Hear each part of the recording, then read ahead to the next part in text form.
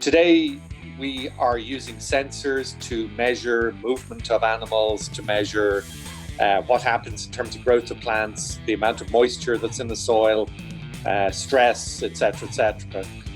We're also looking at the use of robots to replace humans in jobs that humans don't really actually like doing, like picking strawberries and working in processing plants.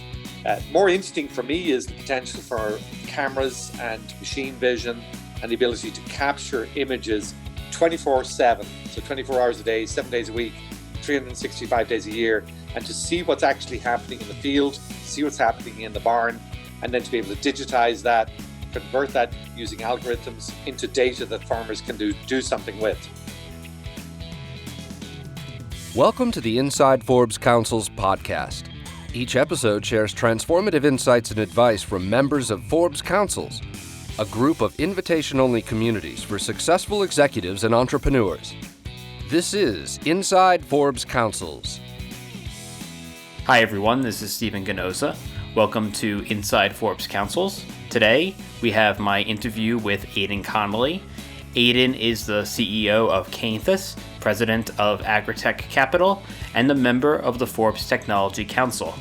We had a wide-ranging discussion about the impact of technology on food supply chains, whether or not smaller farmers are better, the environmental impact of farming, plant-based and lab-grown meat, and how data and AI may just help the food industry feed a planet of 8 billion people. Aidan, thank you so much for being here today. Thank you. So today's topic is really interesting. It's using data and AI to improve food supply chain management, right? And there's a lot of discussion about AI in terms of, we often see it in healthcare or business intelligence, things like that, but food is pretty fundamental to human existence as well. I've tried going without food myself for a little while. It didn't go too well. So I think it's clear that we actually do still need to eat, whether we want to or not. The phrase I used in my Forbes article was this quote from Jack Bobo, who says, "People have never cared so much or understood so little about where their food comes from." And I think it's a nice way to describe the dilemma we face. We all are fundamentally implicated in and need to understand and want to understand more about our food. And yet it seems as though the food chain is making that harder and harder. But actually, when you get back to farms and you see the way milk coming out of a cow and you see eggs coming out of a hen and you see the way corn and beans are grown, you realize that we pretty much have done things the same way for about 10,000 years. And ironically, we roamed the earth for about 1 million years before that without even having any farming. So the farming practices that we've engaged in for about 10,000 years have led to us having 12 plants, 5 animals that are the primary linchpins of what agriculture is today. And yet, when you see what artificial intelligence could do to transform that business, the potential changes are enormous, much greater than any other industry that you can think of, primarily because, of course, some of the inefficiencies relate to weather and how animals are living and things we don't actually and cannot see with our human eye. So what are some of the potential practical applications of AI being implemented in food supply? Today, we are using sensors to measure movement of animals, to measure what happens in terms of growth of plants, the amount of moisture that's in the soil, stress, etc., etc. We're also looking at the use of robots to replace humans in jobs that humans don't really actually like doing, like picking strawberries and working in processing plants. More interesting for me is the potential for cameras and machine vision and the ability to capture images 24/7, so 24 hours a day, 7 days a week, 365 days a year, and to see what's actually happening in the field, to see what's happening in the barn, and then to be able to digitize that, convert that using algorithms into data that farmers can do something with. So what's an example of that? Like, what might a camera that's running 24/7, what might it see that a farmer might not see? And then how do you react to having that data? Yeah, so I have to declare some interest in this. One of the startups I've been working with intensively during the last 12 months is Cainthus. And in that case, we put cameras into barns. We look at how cows react And it turns out cows actually change their behavior as people walk past them. Cows change the behavior depending upon machines laying out their feed or tractors going by. So it makes you wonder what would happen if they weren't there. Would they act a little bit differently? Cameras by other companies are being used to watch pigs. They're being used to watch hens. Obviously, we've got drones now flying up and down fields, looking at what farmers can't see when they're in their pickup truck, and they, even on tippy toes, they try to look into the field. Now you're starting with drones to be able to see all parts of that field. You'll be able to see disease before, or early detection of disease, where fertilizer should be applied more, irrigation, maybe too much moisture, too little moisture, and obviously the growth of the plants. Previously, when we want to know what the crop report looks like, you'd call around to all the experts throughout the world or throughout the United States and say, what do you know about the corn crop? Well, their estimations were more or less accurate based on estimations. Now you can make really accurate estimations by physically sending a drone out and scouting that field and coming back and saying it looks like the crop is good or the crop is bad, and this is what we expect to happen. So it's very fundamental in terms of everything you can imagine about how farming has worked for the last, as I said, thousands of years. And what's the impact of getting like more accurate estimations based on this data? Okay, so if I think about corn, soybeans, orange juice, bananas, it affects market price. That's very clear if we know more about how the harvest is coming. When we think back to cows, it turns out that, so all cows being milked are female. It turns out that, which will surprise you and me, but some female cows actually bully some other female cows. And some of the cows only come out at night to eat because there are some bullies at the feed trough pushing them away. So you start to see those dynamics and those behaviors, and you can actually manage your cows a little bit differently. We're starting to understand more about what they eat and what they drink, because cows are typically group housed in 100 cows in a pen, and they can wander around and do their own thing. We've very little understanding. We know how much food 100 cows eat, but we don't know how much each individual cow eats. And that could have implications for efficiencies, but also for climate change. Maybe we should be selecting or holding on to the cows that are more efficient and produce less gas, produce more milk using less feed. You have things like fertility, lameness, inflammations relating to stress, all of these things that today we're managing using veterinarians, using herdsmen who go by, but how often do they get to see what they see? It's kind of inaccurate, to be honest. And this leap that we're going to make forward with algorithms and artificial intelligence will be enormous. It has enormous implications.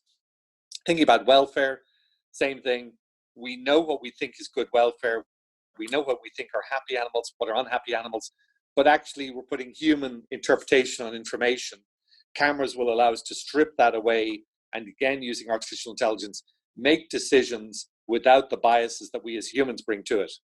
Imagine, though, that implementing some of these technologies may not be cheap.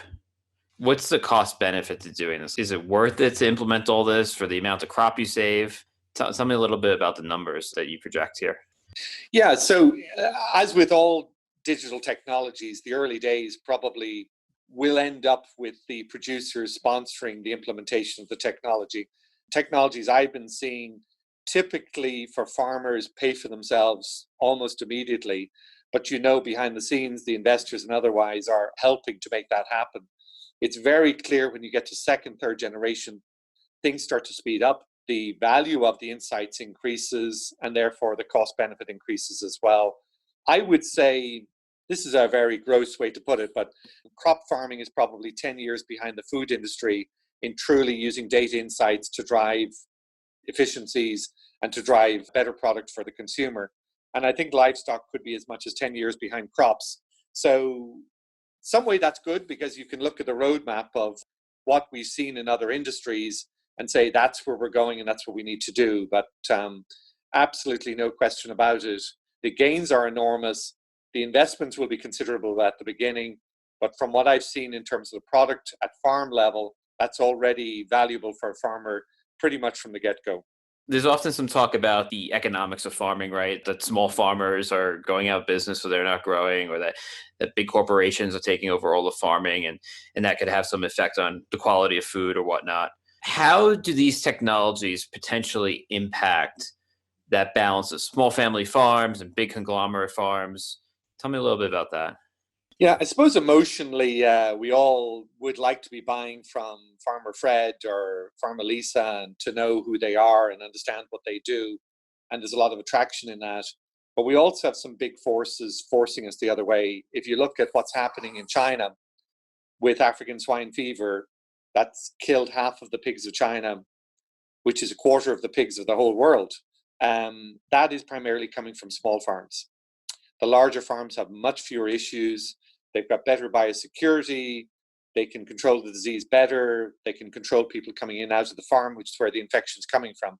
So sadly, a lot of the things we're looking for, safe food, affordable food. Food is very affordable in the United States, 8% of our income. Very affordable in Europe, 9-10% of our income. Very unaffordable in Africa. 60% of the Africans' income goes into food. So in those aspects, there are lots of people in the world that still want cheaper food and need cheaper food to be able to feed their families. So if I look at where technologies can help, I would suggest that the opportunities that the farming communities are tending to go towards consolidated larger and larger farms. And those, of course, have the ability to embrace technology. However, technology can also help small organic farmers because it creates a relationship or the potential for a relationship between the consumer and that small farm. It allows them to escape the typical supply chains that they have to go through so they can make efficiencies by not having to go through grocery stores, not having to go through resellers who all have to, of course, take a margin. And to engage and explain directly to consumers, or what I sometimes like to call prosumers, consumers who are very proactive in the choices that they make about how they purchase food and why they purchase food. You can engage in the story of, well, I'm doing it this way. This is why I'm doing it this way. This is why I think it's better for the environment. It's better for the animals and better for you eventually. So technology allows that in a way that we've never had before. And that one-on-one relationship between the person producing the food and the person purchasing the food offers immense opportunities also for small farmers. Right. So if we think less US and Eurocentric, cheaper food produced at scale could be better for a sizable population of the world.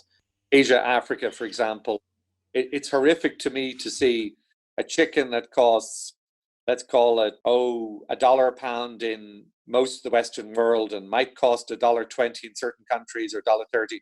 It's $3.50 in Africa. In the inefficiencies of infrastructure, distribution, food waste, just general access to markets, knowledge, etc. And again, technology can help with that as well. But the gains will probably come from consolidated farms, not from subsistence farms. And that food is a third of the price. That is really good for not just consumers, but for keeping more people alive. In the Western world, where we've a little bit more income and where the cost of food's already relatively inexpensive, in that area, I could see digital technologies allowing smaller producers to start to take their size of the market, their niche in the market, and to engage in a one-on-one discussion. Great. So, but in terms of producing food at scale and stuff, right? It said that farming, particularly like factory farming, right, for beef and water usage, these are not, some would say, insignificant contributors to the climate change issue, right? So how do you see technology helping to maybe reduce the impact that farming has on climate? Yeah, so there's a lot of debate on this subject. Some of even the figures from the United Nations FAO group were subsequently reviewed and removed, went to a much lower level. But there's no question, once you get beyond the fact we have 7.6 billion people on the planet, we are using an awful lot of energy ourselves. We still like to travel. We still love electricity.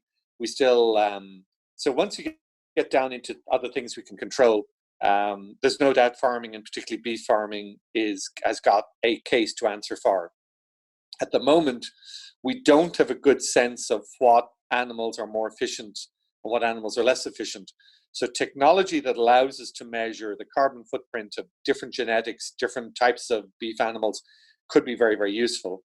We're trying to look at life cycle analysis. So in other words, We know that cows emit a lot of methane. How much of those greenhouse gases are subsequently captured by grass? Is grass-fed, pasture-based beef system better for the environment? Are we better off feeding them grains, having them grow quickly? These are questions that unfortunately are not quite as simple as they seem to be. And I think that, again, when you create that amount of information and amount of data, you actually physically need AI systems to help you parse through it and make intelligent decisions. It seems clear as though we're moving towards the world's population consuming more fish and consuming more chicken. We've seen the advent of replacements or these alternative proteins based in soybeans. And yet, when you dig into the details, it's often very complicated to make a simple, this is good, this is bad. Decisions are not as simple as they seem to be. But that said, the beef industry clearly feels under pressure and therefore is starting to use technology to try to understand better either how to defend themselves or to make themselves more carbon friendly. So on that topic, right, like plant-based foods, like you say, right, meat alternatives, they're rising in popularity. There are some companies that are even experimenting with lab-grown meat. Proponents of these products would say that they're much better for the environment. You seem to think that the data is not so conclusive at the moment. So how do you see these trends impacting how we feed ourselves?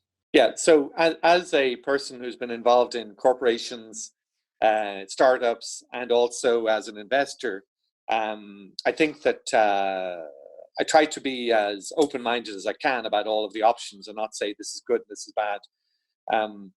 I like the idea of insects. I really like the insect business as an idea. We're going to feed insects with waste products and then use those waste products, upgrade them into protein. People don't seem to be that keen on eating insects. Feeding insects to animals is certainly an opportunity, and that might help us to replace some of the protein that we're using. I like the idea of using beans and vegetables and texturizing them and creating some form of meat from them. I don't like the idea of seeing a replacement burger that tastes, for me, it's like a burger, but when I start to read the ingredient list, it seems like there's 30 or 300 ingredients. A lot of them have got labels I don't particularly want to be consuming. I mean, we're trying to move away from processed food, and that seems like I'm getting into even more processed food. The Petri dish meat is the most transformative. Today, it's the most scary. Keeping that meat clean does involve the use of antimicrobials, so antibiotics. So I'd like to think we're moving away from antibiotics. It feels like we're moving back into it. The cultures that we need to use are extremely expensive. The cells and how we get them to grow, some of those techniques don't make me feel as comfortable. So I feel that's long-term is really going to be a disruptive technology. I'm not as excited by it now. Of course, some will say, well, if you really believe, Aidan, in disruption and you believe in transformation, then you should invest in these things because they're going to be very big in 10 or 15 years' time. And I could believe that they're going to be significant in 10 or 15 years' time. But what I see at the moment does not give me comfort that that is better for my body than consuming something that comes from an animal that eats grass and produces meat. That seems like one ingredient going into one ingredient. At a personal level, I still feel that that's a pretty good business to be in, and it's something I want to put in my body.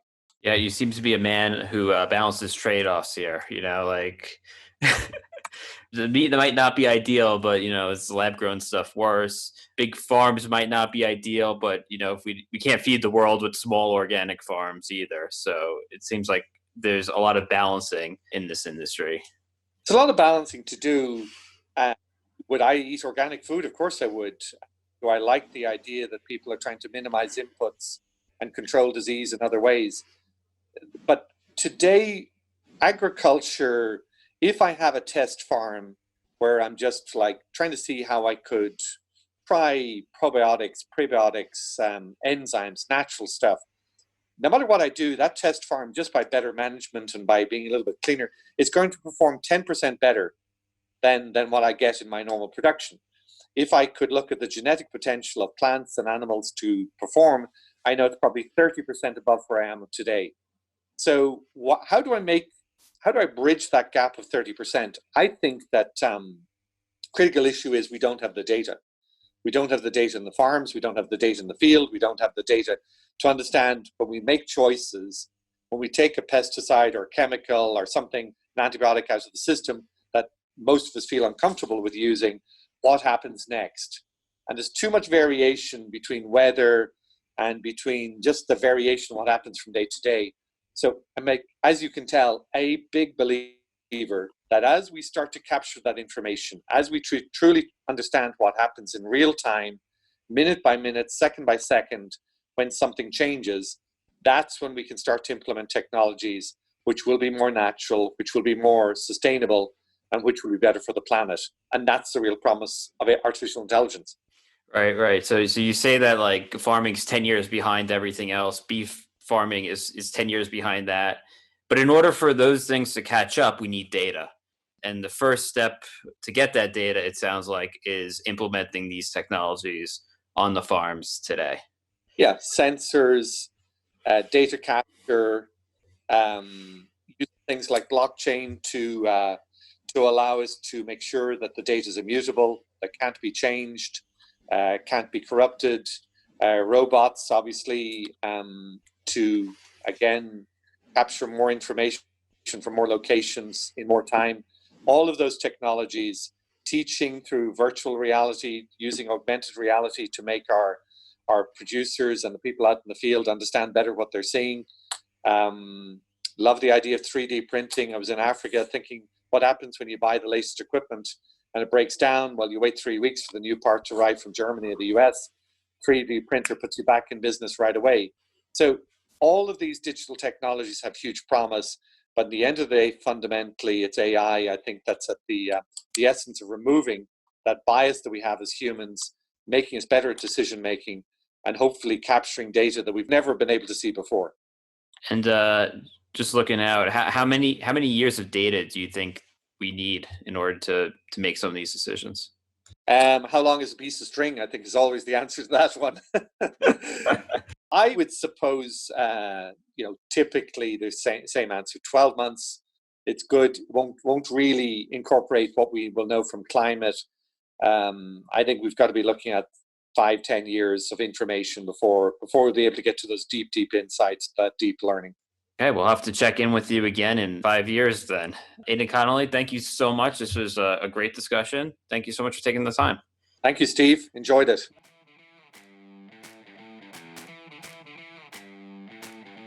If you'd like more content on supply chain management, if you're the supply chain executive, you have to be driving cost improvement, cash improvement, service, quality, but you also have to own the revenue and the top line for the company.